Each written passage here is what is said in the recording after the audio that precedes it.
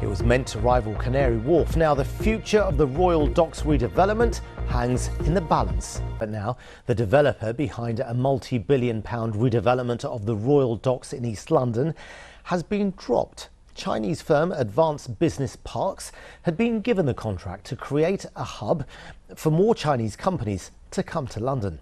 But progress has been slow, and the Mayor of London, well, he wasn't happy. Here's our political correspondent, Tim Donovan.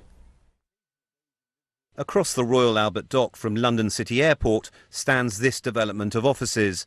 Only 1 or 2 units here are occupied. The place is virtually deserted.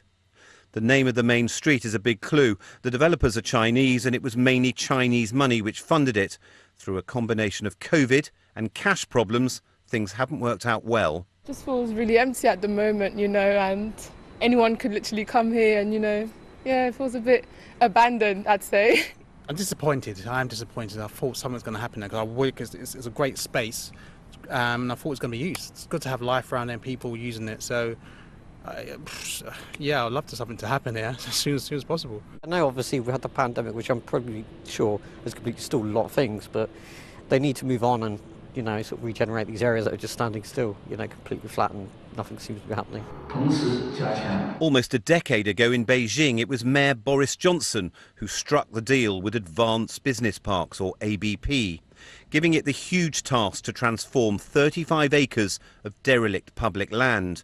The promise was, and still is, to make it London's third business and financial quarter.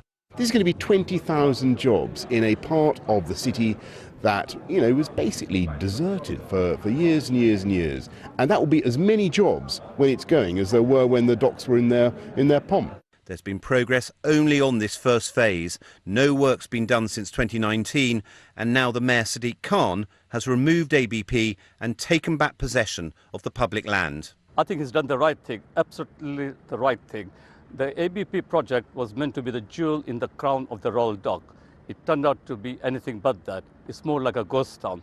Regenerating an area like this is measured in decades rather than years. It's proving a painfully slow process. Yes, Newham Council have moved their headquarters here. There's the University of East London over there. But this development shows just how precarious it can be.